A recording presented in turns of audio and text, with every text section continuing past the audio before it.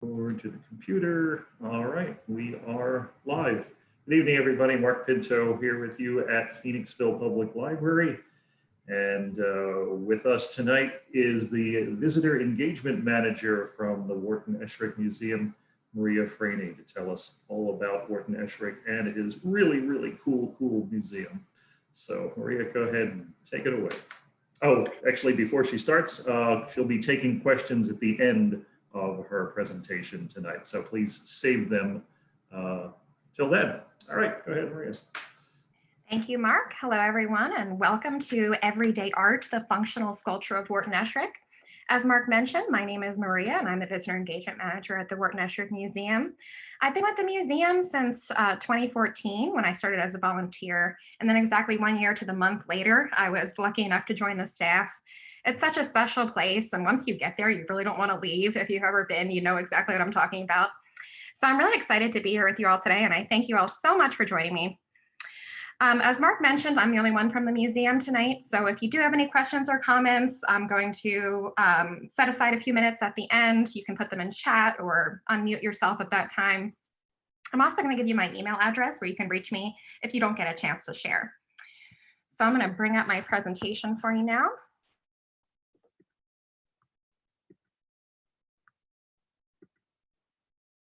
Can everyone see that? Okay. So the title of tonight's program is The Functional Sculpture of Wharton Esherick.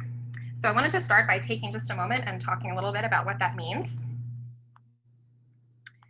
Wharton himself would probably explain it by saying furniture as sculpture, sculpture as furniture. That's a quote of his. According to him, furniture and sculpture were supposed to be one and the same. Furniture did not need surface decoration. It was supposed to be its own decoration. His work was always this unique marriage of form and function. Everything that he made was sculptural and it was creative, while also being incredibly practical a lot of the time where it needed to be. Now, we're going to see that in just a few minutes played out when we look at some of his furniture. But what I've illustrated for you here is how this expression can be further extrapolated to include not just furniture, but his architecture and, of course, his utilitarian objects as well. He approached all of them like sculpture. So looking at these pictures, I have just one example for you. I have Oblivion on the left, a 1934 walnut sculpture. And then on the right, one of the coat pegs that will greet you when you walk in the front door at the museum. In and of itself, a miniature sculpture that also serves a very obvious purpose. Notice the consistency between them. They had those same curving lines. Esherick was known for his curving lines. They were executed in such a similar way. Wanted to back up briefly for a little biographical introduction to Wharton. He was born on July 15th, 1887, one of 7 children and a twin. He always knew that he wanted to be an artist. As the story goes, he'd wake up extra early as a young child to wait for the milkman's horse because that was the only thing on the street that would stand still long enough to be sketched. Sure enough, he went on to the Central Manual Training High School and the Pennsylvania Museum School of Industrial Art, which would later become the University of the Arts. In 1908, he got a scholarship to the Pennsylvania Academy of Fine Arts, which we now know as PAFA. And there he studied painting under the likes of Cecilia Beaux and William Merritt Chase. He ended up dropping out of PAFA 6 weeks before he was set to graduate a 2-year program. He felt that they were asking him to copy the old masters and not really encouraging him to develop his own style. Something else I hope you find from looking at Wharton's work, if you have not already, is that he was nothing if not an individual. So in 1912, he met his match in fellow free-spirited art lover Letitia Nofer, or Letty as we call her. The following year, they found themselves in need of a place to live away from the hustle and bustle and the expense of living in Philadelphia. So they found this little farmhouse that you see here, which was built in the early 19th century, so it was about 100 years old when they lived there. As the story goes, they bought the house without even seeing the inside because they loved that cherry tree that you see in this photo so much. Apparently, Wharton explained that decision by saying that he could change whatever he wanted about the house, but he'd never find another tree like that. I think it's such an interesting insight into his relationship with nature. So they moved into the house in late 1913 and they named it Sunny Crest. They got the natural and organic lifestyle they were seeking there. They were growing their own food and making their own clothes. Letty taught dance and Wharton painted murals on the walls. They ended up having 3 children there, Mary, Ruth, and then finally Peter. Again, at this time, Wharton was still an impressionist painter in the plein air school that said that an artist should be in their landscape. So he was in his landscape. He painted what was around him. On the left here, we have that infamous cherry tree, once again, towering over the farmhouse. And on the right, the farmhouse itself. Both of these are oil on canvas. Personally, I'm a big fan of Impressionism, so I really like them. But I found that they can be very divisive amongst visitors to the studio. They either love them or hate them. We think part of the problem may have been that there might not have been a whole lot to set him apart as a painter from his peers. He could never really find his voice or his niche. So it wasn't really working out for him. Luckily, in 1919, Wharton and Letty took a very fateful trip down to a single tax artist community in Fairhope, Alabama. Letty was hoping to study organic education there, which is comparable to what we now know as like the Waldorf School of very progressive education, with a very pioneering and progressive educator named Marietta Johnson. While there, Wharton was teaching art, and at the end of their stay, he was planning an exhibition of some of his paintings, but he ran into a problem. He couldn't find a single frame in town. I don't know how that happened, but somehow it did. So luckily, Marietta Johnson gave him a set of hand carving tools, and he used them to start hand carving his own wooden frames in which to exhibit his paintings. Before long, he started to realize that those frames were getting more attention and, most importantly, selling better than the paintings that were inside them. So he didn't waste any time exploring this new potential path further. He immediately started to experiment with little maquettes and small wood sculptures like the one you see here, the Race, which is a 1920 piece. For this particular one, he was inspired to remake a game that his kids already had so that the horses no longer appeared, and I quote, asleep in their stalls.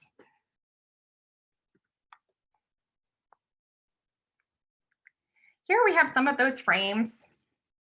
The early ones were really interesting in that they were reflective of the painting itself. Look at Alabama pines there as an example of what I mean. See the pine leaves carved into the frame. Mary, on the other side, is still currently on view in the studio. And this one was done just a couple of years later, and yet he's already moving into more like abstract designs for his frames.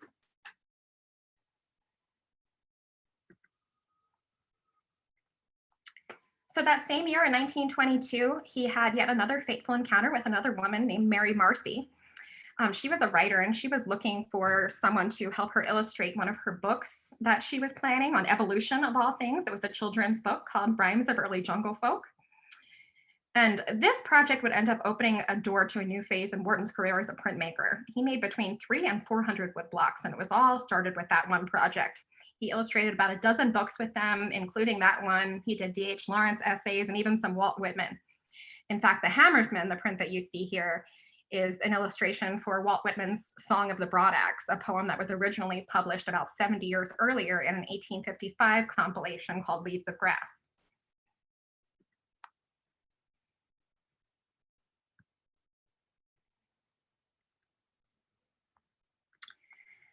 So by 1925, he had been so immersed in this work for a number of years, and he decided that he had given up painting. He was done.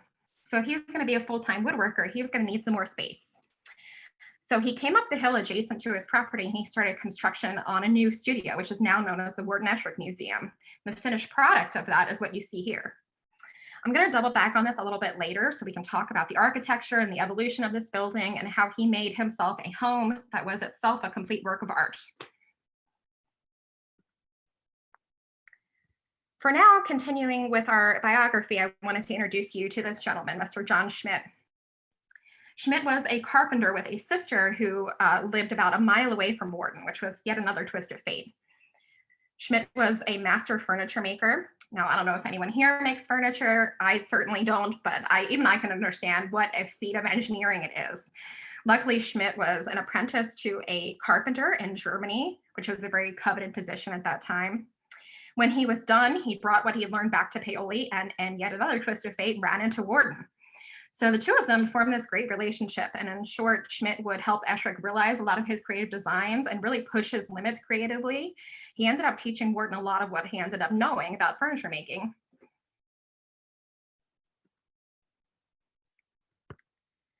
So one of the ways that Wharton used this knowledge was to make desks. Remember, his desks were sculpture and also remarkably functional. He was incredibly resourceful. He often used the materials and the inspiration that surrounded him. His designs were incredibly efficient. He never had plentiful space, but he always managed to maximize it somehow. Artistically, his desks, like all of his work, followed the same stylistic transition that he did throughout his career. So let's take a look at just a few of those desks.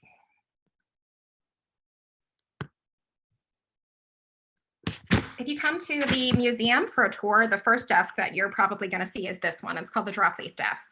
And that's appropriate that this is the first one you run into, because this is among his first attempts at furniture making. It dates to about 1927.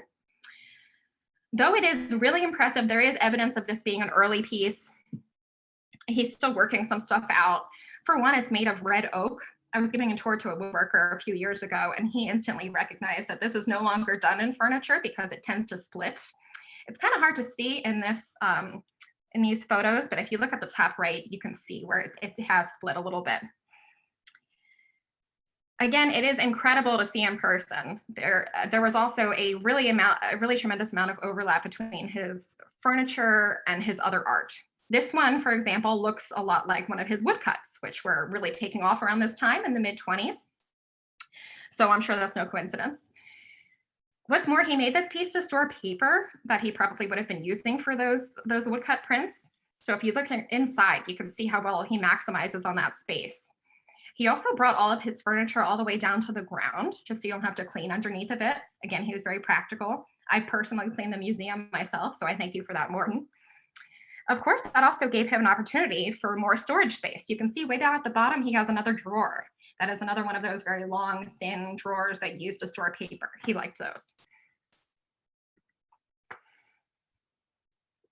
So just a couple of years after the Dropleaf Desk in 1929, he made the flat top desk.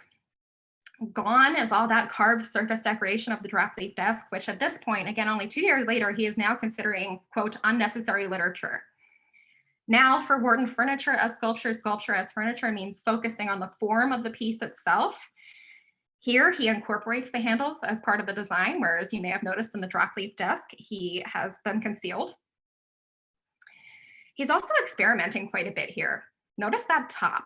It's hard to see in this photo, but that top is not wood. It is aluminum, had just become commercially viable at that time in the late 20s. Wharton was never afraid to experiment. He tried different media, he tried different styles, and when something didn't work, he changed it. A lot of his work almost took on a life of its own. It kept evolving. So this piece was sort of like that. He found that that aluminum top wasn't really working for him. So he recycled the aluminum and made it into light poles that are still on view at the museum. A couple of subsequent wooden tops were sold off. And this is what it looks like now with its current 1962 top.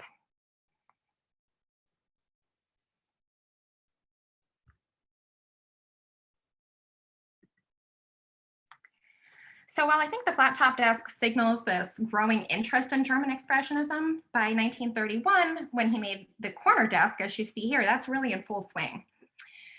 It's around this time that he made the trek to Germany and found himself really heavily inspired by that movement with its odd angles and prismatic, triangular, almost crystalline-like forms.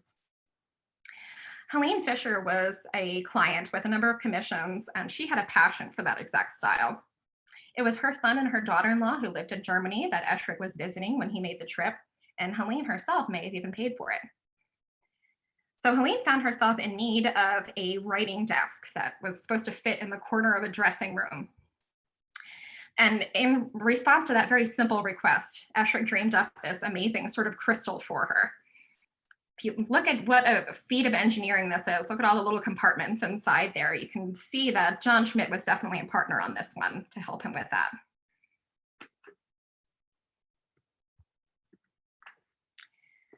Just a couple of years later, he made her the sewing cabinet to go with the desk. Another amazing feat of engineering. So I hope you can see why I felt that these deserve special attention, but in just a couple minutes, I'm going to talk about some more of the commissions that he had for other clients. For now, I want to return to the studio. This one is the final desk that you would see on a typical tour at the museum. This one's called the cabinet desk. It dates to 1958. I know in this photo, it doesn't really look like a desk, but on the next one, I'm going to show you what happens when you open it up. So Wharton understood that using this desk as it was probably going to be a little bit too dark. So he put lights in what otherwise appeared to be very unassuming looking drawers at the top corners there. Do you see where the light's coming from underneath? By this point, he had learned so much from John Schmidt. That writing surface that you see pulled out here, that's the only writing surface. The others are storage. Again, those long flat drawers.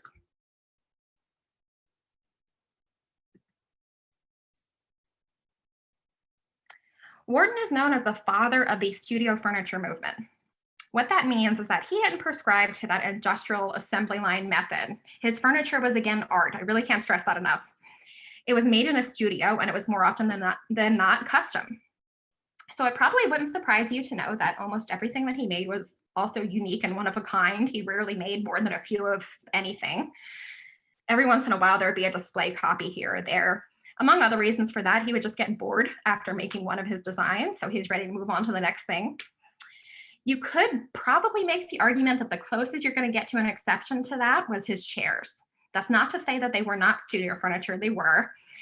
That is not to say that they weren't unique, because they were, but that is to say that he probably made more chairs than any other piece.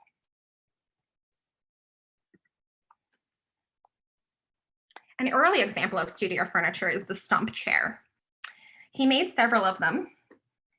When woodmen moved on to Valley Forge Mountain and started chopping down chestnut trees, sure enough, Wharton moved in right behind them and collected the stumps. He turned them upside down and made them into these fabulous garden chairs with arms and backs sort of reminiscent of the movement of the tree's roots. I just think this one is especially beautiful and looks as much like sculpture as furniture to me, if not more so.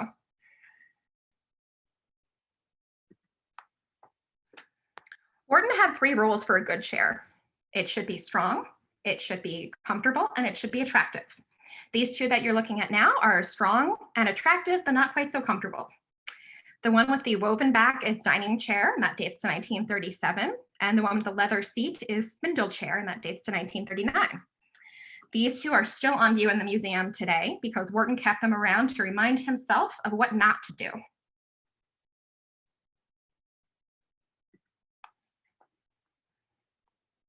The hammer handle chair is pretty much just what it sounds like. Those legs are hammer handles that he won at an auction. Again, he was incredibly resourceful. He took those hammer handles, which you or I may think of as totally useless, and made about 45 chairs like this one. Of course, they were still studio furniture, so they varied a little bit from chair to chair. There were about 3 iterations of this.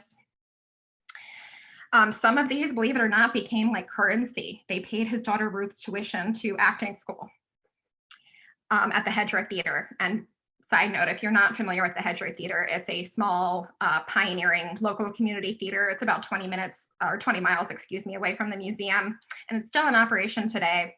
Esherick's entire immediate family was pretty active there, and I'm going to show you a few more examples of work that Wharton did for them as well.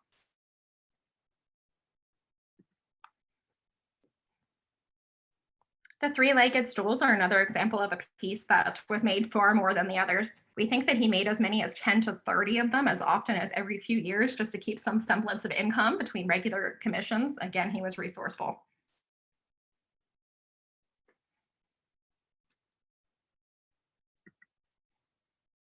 Wharton is known for his tables as much as his chairs.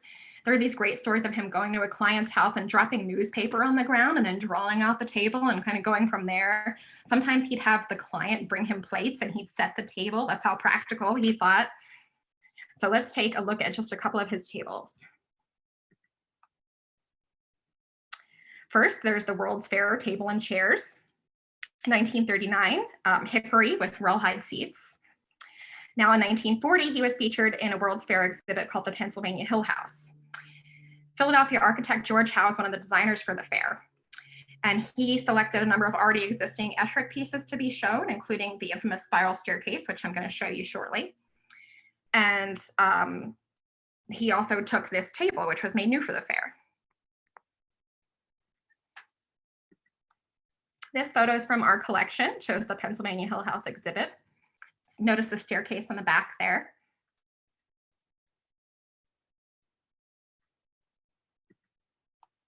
So if you've been on a tour at the museum before the pandemic, you've probably seen this table in Wharton's bedroom. I say before the pandemic because we've since had to close off the bedroom. It's just too small in there. It dates to 1954 and it is cherry. A lot of his tables have this great sort of kidney shape. Again, that is form and function. It is curving and it's asymmetrical as it should be according to Wharton. But it also allows for this more intimate dining experience. The family could gather at one end for regular weekday meals, and then you have this larger, more formal dining table almost sort of growing out of it. He was also thinking about it logistically. The kidney shape fits better in a lot of dining rooms and allows you to navigate around the table easier.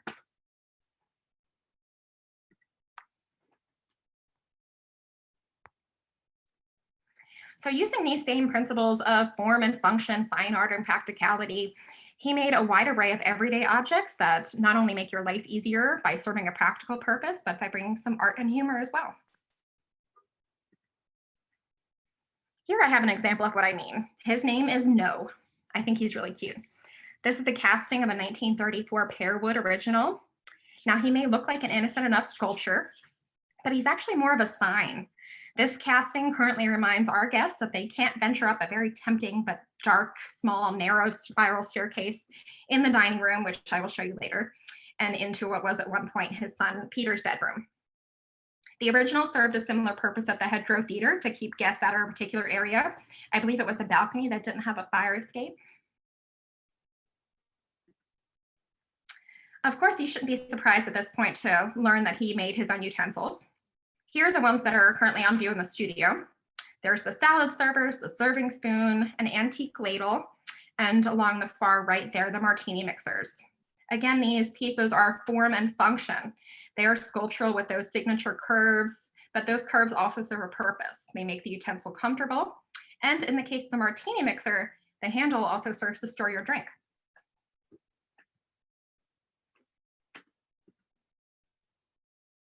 He made a number of games and toys, not just the race, the one I showed you earlier.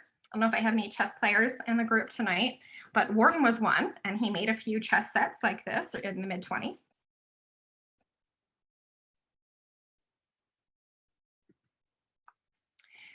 So I already showed you a few of the pieces that he made for clients. There are a lot more that are on view at the museum. Some of those are ones that the museum has since reacquired. Others were rejected by clients for reasons like they were too expensive or they were too unconventional. Nonetheless, he managed to forge a number of meaningful relationships with clients over the decades. It's so funny. The story so often goes that they're looking for just one thing. That's all they want. But of course, they end up not being able to control themselves and they replace everything in the house with an Esherick. For Pennsylvania Supreme Court Justice Curtis Bach, that one thing was a bookcase for his Gulf Mills home. Needless to say, he loved it so much that he brought Wharton back to do the entire house. And by the time Wharton was done in the late 30s, he had gained national attention for that work. A lot of people ask me how it was that he made it through the Depression, and this is a big part of that. Now, unfortunately, the house was demolished, but I believe all of Wharton's work does survive. And you can see this fireplace and the door next to it at the Philadelphia Museum of Art. If you haven't had a chance, I highly recommend it. It's really cool in person.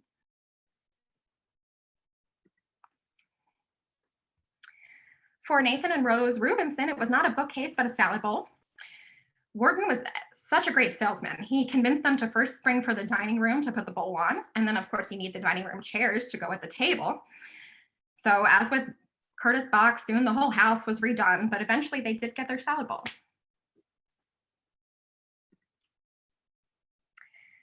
The Dannenbergs remain close friends of the museum to this day and have been this great source of information for us.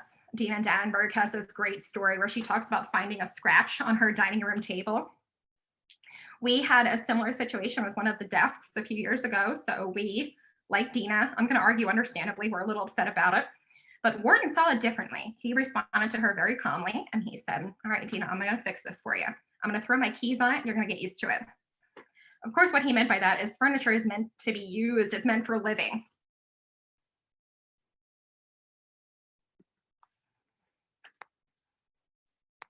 Another important character in this story is Mr. Ed Ray.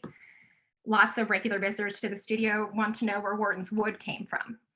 Mr. Ray is a big part of the answer to that. A lot of Wharton's work was done with local woods, especially his larger commissions, just because it was easier to get. So Ed was a local wood supplier and he became a friend of Wharton's, and I'm going to mention him a little bit later on.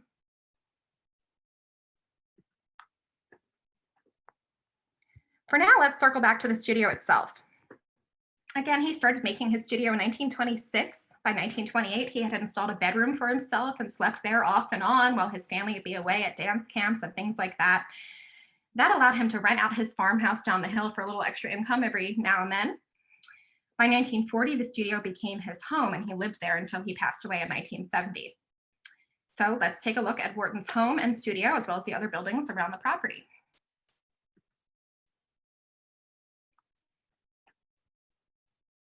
Here's another look at the studio. Remember, he was no architect, but rather he built his studio like sculpture.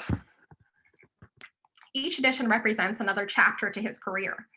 To begin, he had three major influences. There was Frank Lloyd Wright and his ideas about organic architecture, which said, among other things, that the building should not dominate the landscape, but rather appear to grow out of it. It's a little hard to tell from this photograph, but the studio is a little bit downhill. It is not the tallest thing on the property.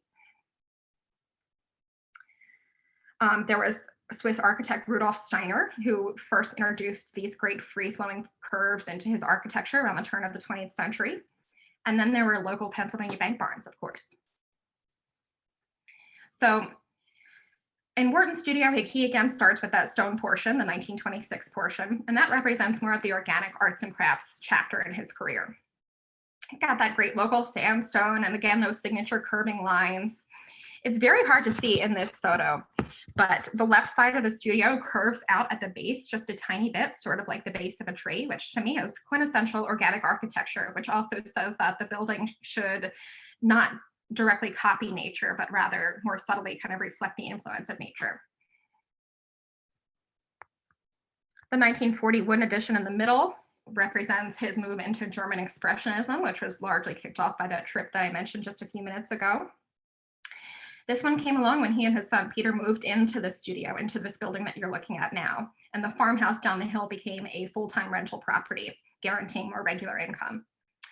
So in this edition, he put a bedroom for Peter, a dining room, and a very tiny kitchen, which I will show you very shortly. The final addition is that colorful round one on the right. That's called the silo. It's called the silo because of the barn appearance that it gives the studio, obviously. Again, Pennsylvania bank barns, one of his major influences. The silo came along in 1966. So this edition not only represents a more complete embrace of these great softer, more curvilinear, and abstract forms that would inform the end of his career artistically, but this ambitious project also afforded him more living space, including a new kitchen, which I'm going to show you a little bit later on.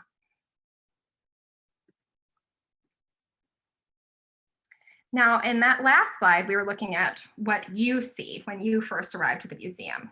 When you walk around to the opposite side of the building, this is what you see. This, in this slide, is technically the front of the building. He designed the building to face what was this great view of the mountainside. That's not to say that it's not a great view now, just that the trees are far more dense now than they were when Wharton lived there, so you can't see nearly as far as you could. This configuration was also convenient for his purposes, as this is the side that he would see when he first arrived from the farmhouse down the hill.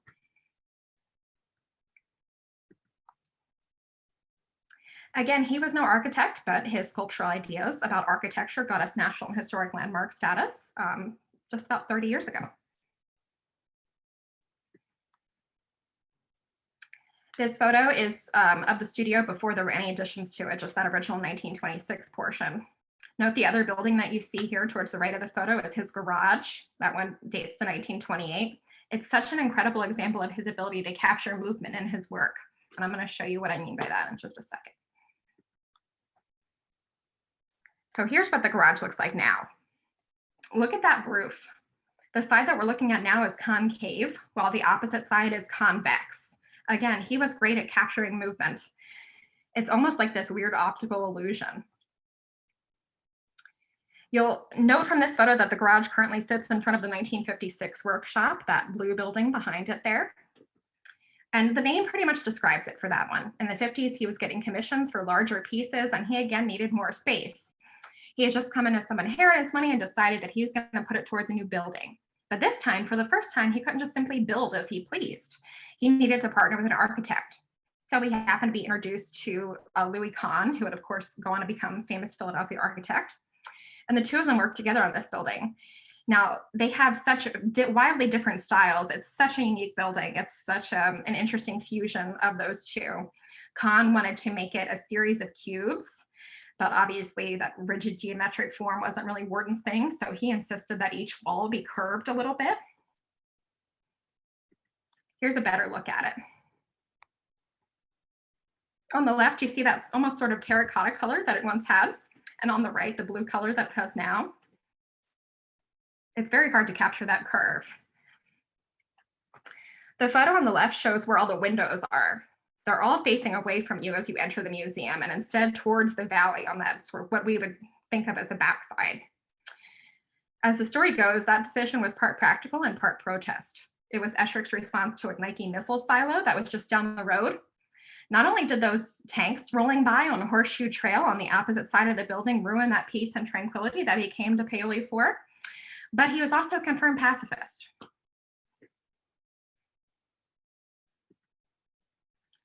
Some photos of the interior of the workshop when it was still functioning as a workshop.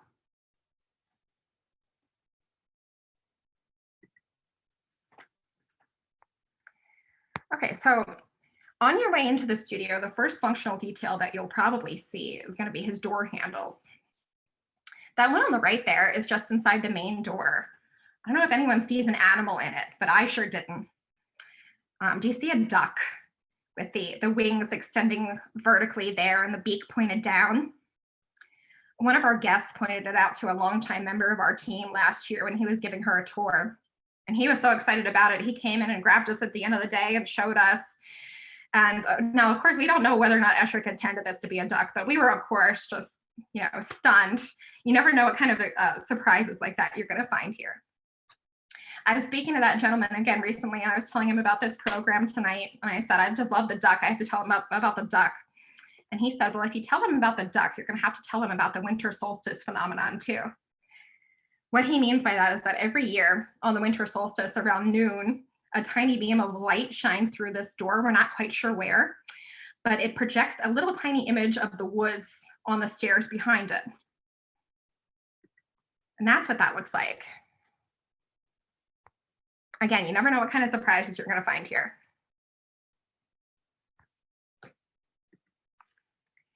So just inside the main door, there's this little tiny foyer where guests are greeted by these unique coat pegs that we saw in the beginning of the presentation. Again, function and sculpture, they're meant to commemorate the crew that helped Wharton build the studio. Mr. Culp there, as you see highlighted here, he was a stonemason.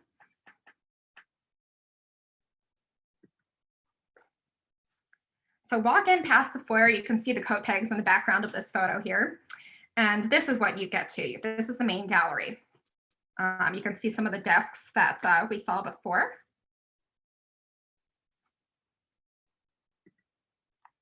Another angle on that, on the far left where those carved birds are, were his loading doors. On the far right, the sculpture well, which is one of my personal favorite places in the studio. I'm going to get you a closer look at that on the next slide.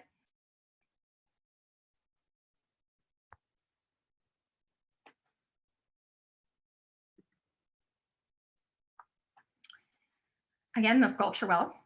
On the left, the view from that ground floor that we were just on looking down. And on the right, a view from inside the sculpture well of Twin Twist from the ground up, very seldom seen perspective on it. So Wharton carved this very striking cavern into the floor in response to a massive termite infestation, under the floor.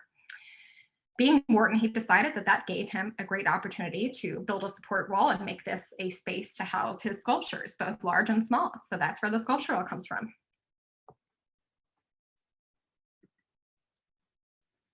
Again, the spiral stairs, they date to 1930. They are also red oak. Notice that branch coming off of them on the left there. That's where he adapted them once the 1940 wooden edition came along. He needed it to go to another room, so he just built an extra extension on them. I mentioned that they went to the World's Fair that year, so while they were gone, he probably would have been using a ladder, as he did before the stairs got there, to get straight up into his bedroom. Again, I think these stairs capture a tremendous amount of movement. You're never going to see him make a perfectly straight column. That's going to be too boring.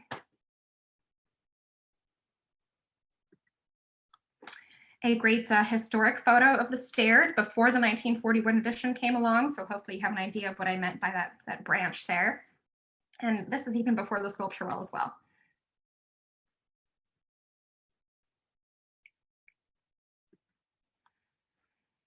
So if you go up the stairs and into Wharton's bedroom, this is what you see. Check out the ceiling. I love that ceiling. It almost looks like it's moving. It's made of a compressed sugarcane based material called Celotex, I believe. A closer look at Wharton's bed. Of course, it doubles as a dresser. This was a 1928 storage bed. It's very ahead of its time. Or 1927, excuse me. He put in 6 of those great long drawers, again, reminiscent of those paper storage drawers. This time, so you don't have to go rifling through your clothes. Those are all his clothes, by the way, in case you're wondering. And then he's also got a cabinet in the middle. So if you head back down the stairs and cross over on that branch on the spiral staircase into the 1940 wooden edition, you find this dining room. Notice that floor. This is another thing where the photo just doesn't quite do it justice. It's a mosaic of applewood and walnut scrap wood, and it was given to Wharton by Mr. Ed Ray, who we met earlier. As the story goes, once he saw that floor, he swore right then and there he'd never give Wharton anything for free ever again.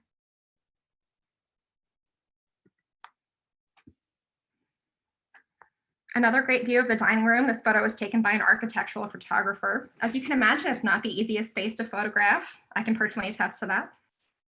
One of the things that makes this photo especially great is that you can really orient yourself to the space. You can see where the 1940 wooden edition meets the 1966 silo. That space on the right there where the sink is and the fireplace, that's all the 1966 kitchen.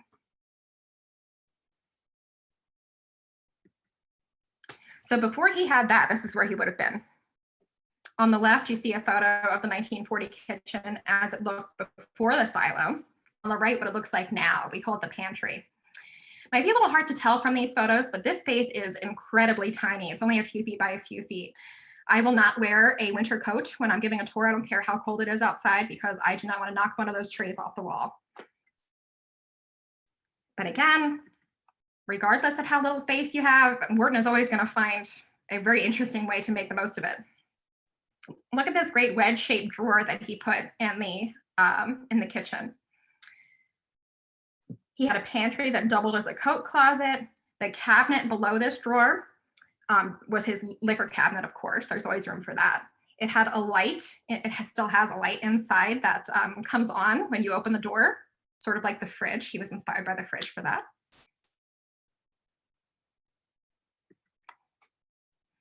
Here we have one of the last photos that was ever taken of Wharton, we think from sometime around 1966. Wharton died in May of 1970. He was just shy of his 83rd birthday. He died from complications from a stroke. Just 2 years later, the museum opened its doors thanks to these two, Wharton's daughter Ruth, who unfortunately passed away in 2015, and her husband Bob, who still lives on the property today. If I'm not mistaken, I believe he's going to be 97 in just a couple months.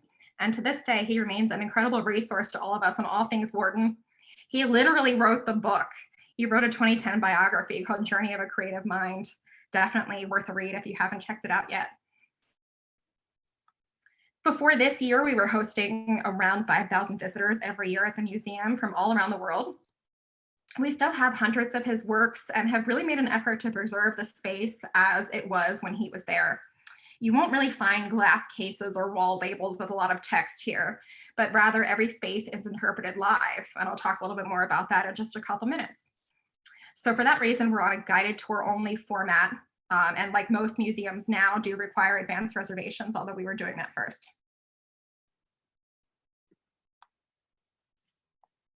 So that brings me to the museum today. Obviously, things are going to look a little different. Clearly, since the virus hit, we, like pretty much everyone, had to drastically rethink our operations. We've been lucky enough to reopen last month, but we do have a dramatically reduced capacity. On this screen, you see a link to our reopening guidelines, whartonesherickmuseum.org/COVID-19-reopening. If you're interested in visiting, please take a moment to review those first.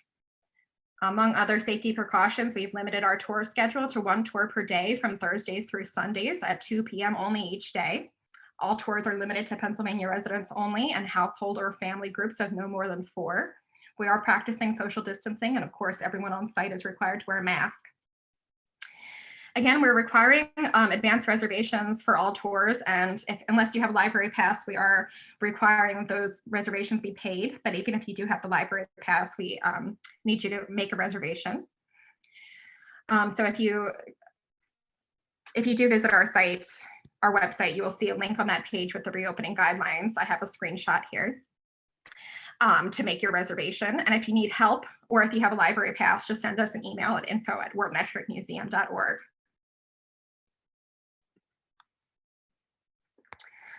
So of course, the virus has taken a toll on our programming. If you're familiar with the museum, you may know that our rotating exhibitions are housed in our visitor center, which is that same 1928 garage I showed you just a few minutes ago. So as it is a garage, it is of course quite small. So for that reason, we've had to limit the number of people that are in there at any given time. In the spring, our annual imprint competition, which is a printmaking contest for high school students that we hold every year, was cut short, and then we had to move that online. I've included the address where you can find that online exhibition here. The image that you see on the left is Wharton inspired, but believe it or not, done by a very talented high school aged artist.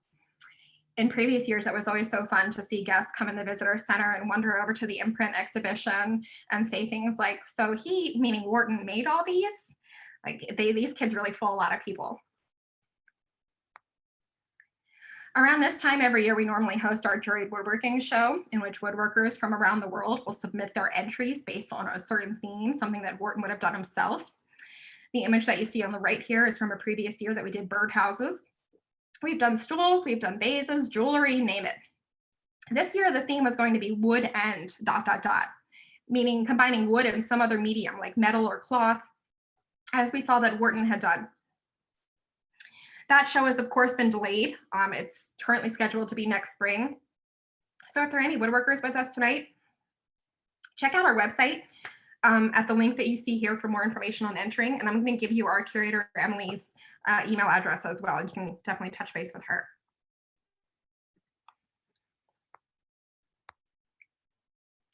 So also, like everyone, since the virus, we've been forced to adapt. I mentioned that we moved our imprint competition online. Excuse me. We also made a number of virtual resources available online as well. Here, you've got the web address for that, whartonesherickmuseum.org/explore. There, you're going to find our online resources for educators, which includes a comprehensive list of museums from around the country that hold Esherick in their collections. There's our collections highlights, which gives you the chance to check out our collections a little bit closer from the comfort of your own home. There are Esherick-inspired activities that you can do at home. And there's our blog, which I highly recommend for further reading. It's really fun.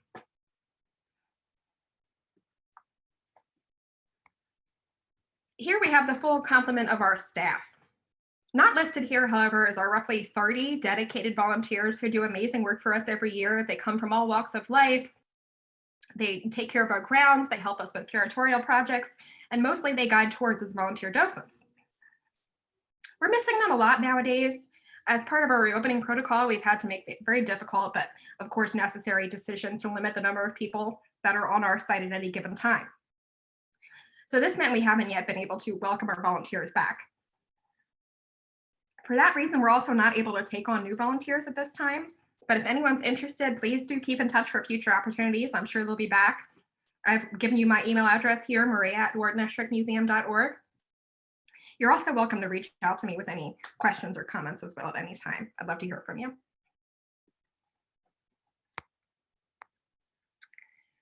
So finally tonight, the museum is a member of the Historic Artists Homes and Studios, or HAS as we call it, which is a national coalition of 44 independent museums that are dedicated to preserving and interpreting places where art was made. Our museum was a pioneer in this movement to create a visitor experience in a historic house rather than simply displaying the collection. You'll notice that I included the web address here for the directory of members up at the top of the slide. Now, I realize that travel isn't really easy right now, so I'm not trying to torture you with that. The HAAS site actually features this great wealth of information and photos on many of these museums that you can enjoy right from home. What's more, I'd imagine that a lot of these museums are probably offering their own virtual content as we are, so definitely worth checking out.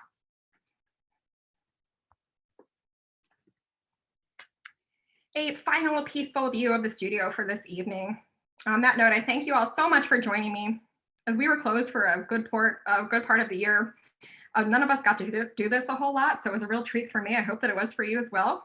And I will end the night by taking just a few questions with our last few minutes. And again, if you have any more, please feel free to email me.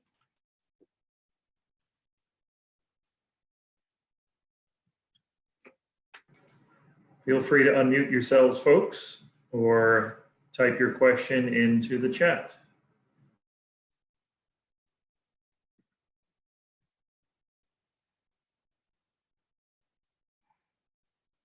None? I can't believe that. Hi, Oh, here we go. I just was wondering, did he ever use wood that was from the property where his studio was, or did he always have the wood from somewhere else in the area? I'm trying to think of an example. I'm sure that he did. I can't imagine him not. He made those stump chairs with stumps from trees on the mountain around the studio. So I can't imagine that he didn't. Yeah, you had just mentioned that there used to be so many fewer trees. So I didn't know if there was a shortage of trees close to it when he was working, or just other reasons. There were definitely less. He had a great view. There was farmland below, so there were definitely fewer, but there were still some. Thank you. Yeah. There's a question that came in on the chat. How was he influenced by Frank Lloyd Wright? So Wharton's thoughts on Frank Lloyd Wright were sort of that he thought that he should have practiced what he preached. He was really influenced by his writing, but he didn't think that Frank Lloyd Wright, referenced his own writing and his practice enough. Wright coined the term organic architecture that I mentioned. I'm sorry if I went too fast with that. That said that the building should look as though it is growing out of the landscape rather than dominating the landscape. It shouldn't sit on the highest point. And there's this idea that it should take these very subtle elements from nature and sort of blend into the landscape rather than directly copying nature. I hope that helps.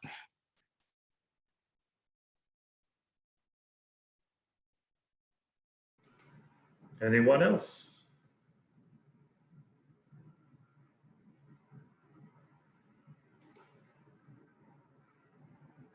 Okay, well, Maria, thanks so much for giving us a glimpse at the fascinating world of Wharton Esherick and his museum, and it's really a neat place to visit. We do have, Phoenixville Library does have a pass to the museum, but like Maria said, you need to make a reservation when you get that pass. All right, thanks everyone for joining us tonight. And this recording will be up on our YouTube channel, the library's YouTube channel, sometime next week. Maria, thanks again so much. All right, good night, everybody.